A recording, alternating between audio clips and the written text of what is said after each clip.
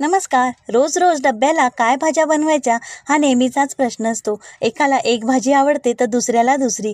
सर्वांचाच विचार करून भाजी बनवावी लागते. आज मी एकदम साध्या सोप्या पद्धतीने पापडीची भाजी बनवणार आहे.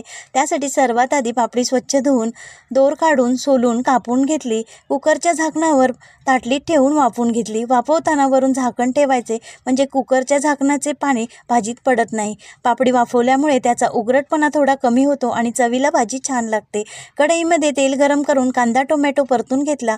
जास्त मसाले न घालता फक्त लाल तिखट आणि 1 चमचा मालवणी मसाला घालून वरून बारीक चिरलेला बटाटा घालून झाकण ठेवून 5 मिनिटे शिजवून घेतला.